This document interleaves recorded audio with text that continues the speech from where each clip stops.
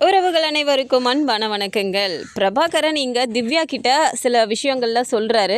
அதை கேட்ட திவ்யா வந்துட்டு இல்லவே இல்லை, நீங்கள் பொய் சொல்கிறீங்க, எப்படி வெற்றியை வந்துட்டு உங்கள் பக்கம் இழுக்கணுங்கிறதுக்காக வெற்றியை என்ன வேணால் நீங்கள் மைண்டை கன்ஃபியூஸ் பண்ணி என் அண்ணன் கிட்ட இருந்து கூட்டிகிட்டு போயிருக்கலாம். ஆனால் நான் அப்படியெல்லாம் கிடையாது. என் அண்ணன் எதுக்காக அப்படியெல்லாம் பண்ணணும்? என் அண்ணன் மேலே தப்பே கிடையாது. விஷத்தை குத்துறதுக்கு முன்னாடியே கலந்து கொடுத்தது, அதுவும் பாலில் கலந்து கொடுத்தது அபிதான். அவளை வந்துட்டு நீங்கள் போயும் ஒரு அக்யூஸ்டை நீங்கள் இப்படிலாம் காப்பாற்றணும்னு நினைக்கிறீங்களே, இதெல்லாம் உங்களுக்கே நியாயமா அப்படின்றாங்க. இல்லவே இல்லை, உன் அண்ணன் இதுக்கு தான் காரணம்னு நான் சொல்லிட்டு இருக்கேன், புரிஞ்சுக்க மாட்டேங்கிறீங்களே அப்படிங்கிறாங்க. அப்படிலாம் கிடையாது. என் அண்ணன் என் அண்ணி மேலே எவ்வளோ பாசமாக இருந்தாங்க, ரெண்டு பேரும் எவ்வளோ அந்யோன்யமாக இருந்தாங்கன்னு எனக்கு தான் தெரியும், நானே சொல்கிறேன், அப்புறம் என்ன அப்படிங்கிறாங்க. அவர் உங்கள் அண்ணி மேலே உயிருக்குயிராக இருந்திருக்கலாம், ஆனால் உயிரை எடுக்கிறதுக்கும் காரணம் அவர் தானே சொன்னால் ஏன் நம்ப மாட்டேங்கிறீங்க அப்படிங்கிறாங்க.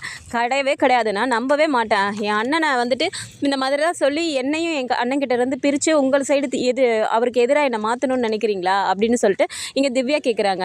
சரி திவ்யா, நான் ஒன்று மட்டும் கேட்குறேன், அதுக்கு மட்டும் கரெக்டாக பதில் சொல்லேன் பார்க்கலாம் அப்படின்ட்டு பிரபாகர் வந்துட்டு, நான் வந்துட்டு இவர் இவ்வளோ உண்மையாக நல்லவர் அப்படிலாம் நீ சொல்கிறல்ல, அவ்வளோ நல்லவர், எதுக்காக வெற்றி கோர்ட்டுக்கு வரும்போது இப்படி தடை பண்ணுற மாதிரி ஒவ்வொரு விஷயமும் பண்ணணும்? தேவையில்லாமல் வெற்றி கோர்ட்டுக்கு அந்த ஆதாரத்தை எடுத்துகிட்டு வரக்கூடாதுங்கிறதுக்காகவே ஆளை வச்சு அடிக்க பார்த்துருக்காரு. ஆனாலும் அவர் கையில் சின்னதாக போன் ஃப்ராக்சர் ஆனால் கூட அதெல்லாம் பொருட்படுத்தாமல் அவங்க கூட ஃபைட் பண்ணி அதையும் மீறி எடுத்துகிட்டு வந்து தான் எங்ககிட்ட கொடுத்தாரு அப்படிங்கிறாங்க.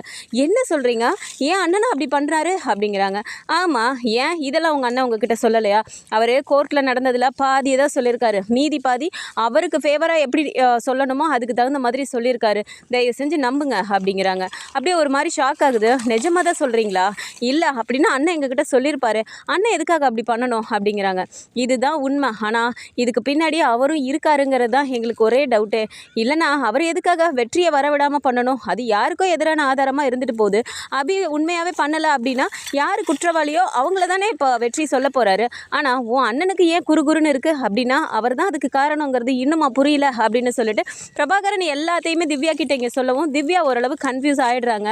வீட்டுக்குமே வரும்போது பார்த்தா ஒரு மாதிரி கன்ஃபியூஷன்லேயே தான் வராங்க. வந்தாலும் இங்கே அண்ணன் அப்படி பண்ணியிருப்பாரா அப்படிங்கிற மாதிரி ஒரு யோசனையில் தான் இருக்காங்க.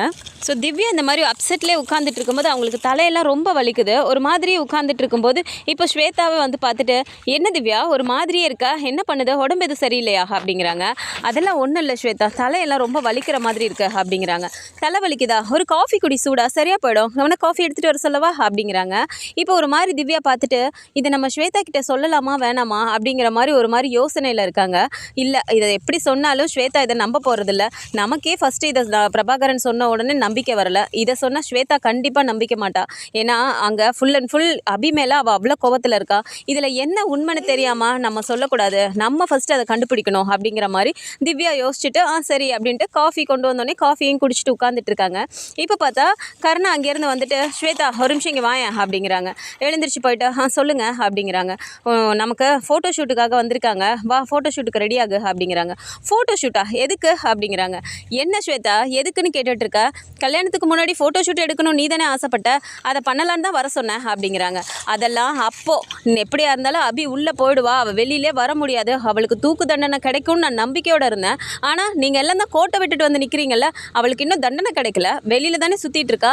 அவள் காலத்துக்கும் வெளியிலே வர முடியாத அளவுக்கு எப்போ அவள் உள்ளேயே இருக்கான்னு தெரியுதோ அப்போ தான் எனக்கு இந்த ஃபோட்டோ ஷூட்டு, கல்யாண மேடை எல்லாமே, அது வரைக்கும் என் பக்கத்திலே வரக்கூடாது சொல்லிட்டேன் அப்படின்ட்டு இங்கே ஸ்வேதா ஒரு மாதிரி சொல்லிட்டு போனோன்னே இங்கே கருணாக்கு செம்ம கோவம் வருது.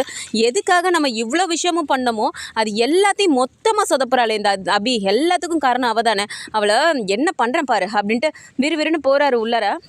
ஸோ இது எல்லாத்தையுமே திவ்யா பார்த்துட்டே இருந்துட்டு, என்ன ஸ்வேதா அப்படி வரமாட்டேன்னு சொன்னோன்னே இவ்வளோ டென்ஷனாக அண்ணன் உள்ளே போகிறாரு, என்னவா இருக்கும் அப்படின்ட்டு அப்படியே பார்த்துட்டே சரி ஏதாவது பேசுகிறாரான்னு பார்க்கலாம், ஃபோனில் ஏதாவது பேசுகிறதுக்கு வாய்ப்பு இருக்கே அப்படின்ற மாதிரியே டவுட்டாக இருக்குன்ற மாதிரியே போய் வெளியில் நின்று கேட்குறாங்க. இப்போது உள்ளே போயிட்டு, டேய் என்னடா ஆச்சு, நான் சொன்ன மாதிரி எல்லாம் பண்ணிட்டீங்களா அப்படின்னு ஃபோனில் பேசுகிறாரு. அவங்களும் சில விஷயங்கள்லாம் சொல்கிறது எல்லாத்தையுமே இதை கேட்ட உடனே இங்கே திவ்யாவுக்கு ஒரு மாதிரி ஆகுது. என்ன அண்ணன் இந்த மாதிரிலாம் பேசிகிட்டு இருக்காங்க, எதுக்காக அபி குடும்பத்தையே வந்துட்டு இந்த மாதிரி வந்து ஒரு நிம்மதியே இல்லாமல் பண்ணணும்னு சொல்லிட்டு ஒன்று பண்ணுறாருன்னா அப்படின்னா அப்போ பிரபாகரன் சொன்னது உண்மை தான் போல இருக்குது அப்படின்ட்டு டக்குன்னு அங்கே பிரபாகரன் பேசுகிற எல்லாத்தையுமே வந்துட்டு இவங்க வீடியோ எடுத்து வச்சுக்கிறாங்க. வீடியோ எடுத்துகிட்டு இவங்க வச்சுட்டு இப்போ இந்த சைடு தனியாக வந்து உட்காந்துட்டு ரொம்ப குழப்பமாக இருக்கே, அண்ணன் தானே இது அப்படிங்கிற மாதிரி யோசிச்சுட்டு இப்போது உட்காந்துட்டு இருக்காங்க. பிரபாகரனே ஃபோன் பண்ணுறாரு. ஃபோன் பண்ணால் இங்கே திவ்யாவை எடுத்துகிட்டு சொல்லுங்கள் அப்படிங்கிறாங்க. என்ன நான் சொன்ன மாதிரி ஏதாவது அப்சர்வ் பண்ணி பார்த்தீங்களா, இல்லை உன் அண்ணன்கிட்ட தான் போய் கேட்டிங்களா அப்படிங்கிறாங்க. என் அண்ணன்கிட்ட இது வரைக்கும் நான் டேரெக்டாக எதுவும் கேட்கல, ஆனால் ஒரு சில விஷயங்கள் வீட்டில் நடக்கிறதெல்லாம் பார்த்தா எனக்கே கொஞ்சம் டவுட்டாக தான் இருக்குது அப்படிங்கிறாங்க. என்ன அப்படி டவுட்டாக நடக்கிற மாதிரி நடந்தது அப்படின்னு அவர் கேட்குறாரு. நான் உங்களுக்கு ஒரு வீடியோ அனுப்புகிறேன், அதை மட்டும் கொஞ்சம் பாருங்களேன் அப்படிங்கிறாங்க. அதை பார்த்தா இங்கே இவர் வந்துட்டு ஃபோனில் யார்கிட்டயோ பேசிகிட்டு இருக்காருங்கிறது மட்டும் தெளிவாக தெரியுது. ஸோ அவர் பேசின விஷயங்கள்லாம் கேட்ட உடனே பிரபாகரனுக்கே ஒரு மாதிரி ஆகுது. என்ன திவ்யா இது, யார்கிட்ட இப்படிலாம் பேசிகிட்டு இருக்காரு அப்படிங்கிறாங்க. யார்கிட்ட அண்ணன் பேசினார்லாம் எனக்கு தெரியல, இந்த மாதிரி பேசிகிட்டு இருந்தார். அபி குடும்பம் நிம்மதியாகவே இருக்கக்கூடாது, அவங்கள வந்துட்டு திரும்ப திரும்ப ஏதாவது டார்ச்சர் பண்ணணுங்கிற மாதிரி அந்த அளவுக்கு கீழ்த்தரமாக பேசிகிட்டு இருக்காரு.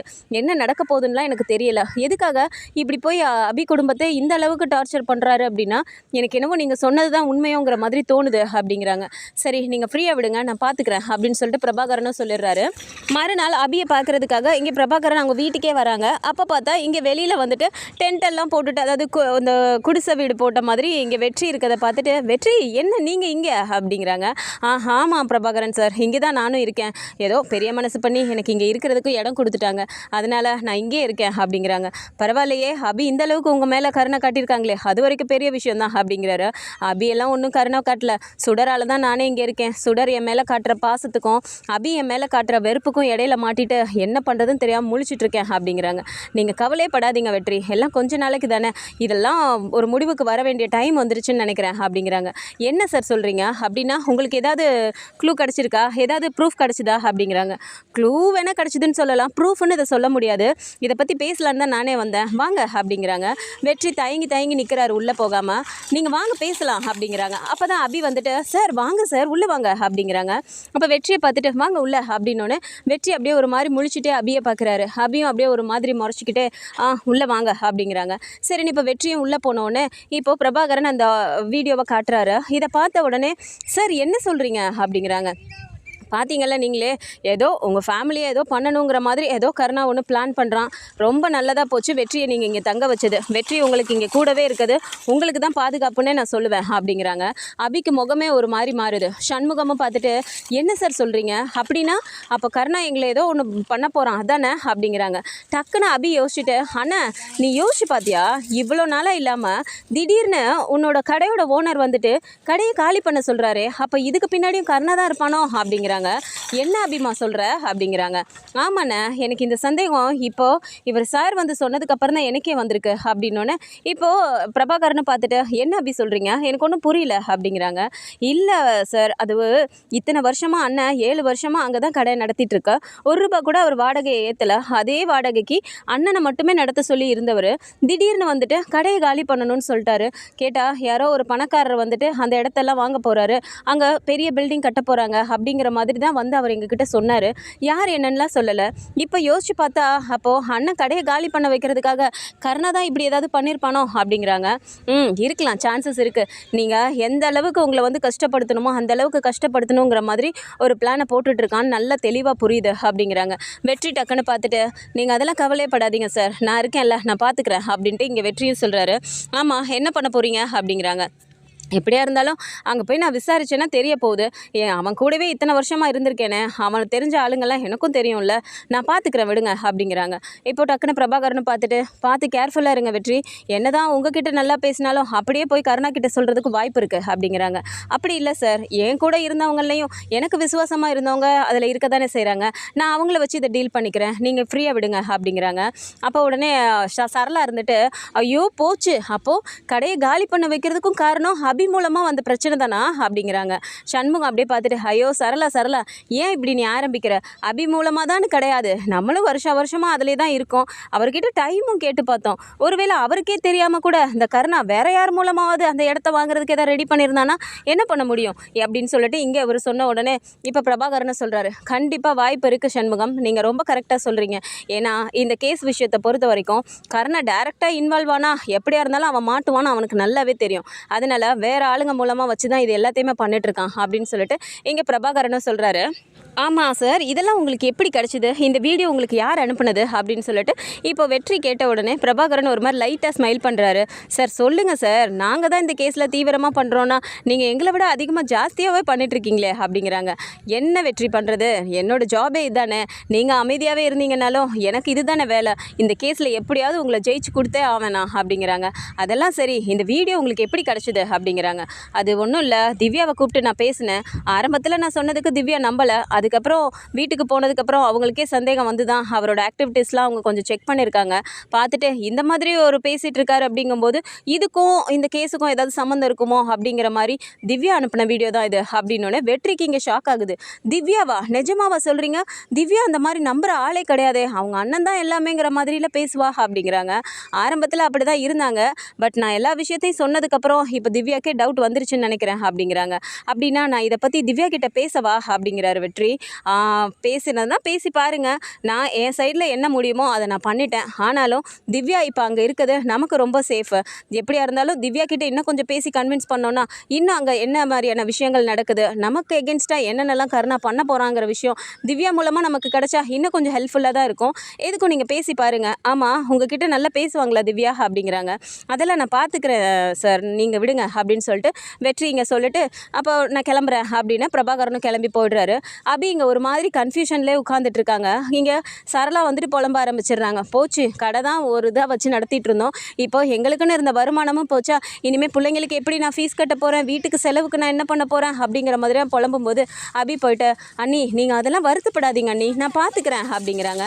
என்னத்தை நீ பார்த்துக்குவா அபி, இங்கே உன் பிரச்சனையே இப்படி இருக்குது, உன் பிரச்சனையை பார்த்துக்கிறவே உனக்கு முடியல, எப்படி இது பண்ணுமோன்னு சொல்லிட்டு தேவையில்லாமல் இவர் தான் வந்து எல்லாம் பண்ணிட்டுருக்காரு. இப்போது எங்களுக்கான வருமானமும் போயிடுச்சே அப்படிங்கிறாங்க. இப்போ சண்முகமும் பார்த்துட்டு அபியோட முகம் மாறுறதை பார்த்துட்டு என்ன சரளா, ஏன் இப்படி, அவள் ஏற்கனவே கஷ்டத்தில் இருக்கா, நீ வேற இன்னும் கஷ்டப்படுற மாதிரி பேசுறியே அப்படிங்கிறாங்க. வெற்றி இதை எல்லாமே பார்த்துட்டே இருந்துட்டு நீங்கள் இதெல்லாம் கவலைப்படாதீங்கக்கா, நான் தான் இருக்கேன்ல, நான் பார்த்துக்கிறேன், அப்படியெல்லாம் கடையை காலி பண்ணலாம் விடமாட்டேன், நான் எதாக இருந்தாலும் பார்த்துக்கிறேன், முதல்ல யார் அந்த பார்ட்டிங்கிறத போய் நான் விசாரிச்சுட்டு வரேன் அப்படின்ட்டு சரி நான் வெளியே போகிறேன் அப்படின்ட்டு வெளியே கிளம்பி போயிடுறாரு. கருணா வந்து இப்போ எடுத்து வச்சிருக்க இந்த ஃபஸ்ட்டு ஸ்டெப்பையே வெற்றி முறியடிச்சிருவார், அப்படியெல்லாம் எதுவுமே நடக்க விட மாட்டார். இந்த மாதிரியான கதைக்களம் வந்தால் நல்லா இருக்கும்னு நினச்சிங்கன்னா மறக்காமல் நம்மளோட சேனலை சப்ஸ்கிரைப் பண்ணிக்கோங்க. அண்ட் வீடியோ பிடிச்சிருக்கு அப்படின்னா சின்னதை லைக்கை மட்டும் கொடுத்துருங்க. தேங்க்ஸ் ஃபார் வாட்சிங்.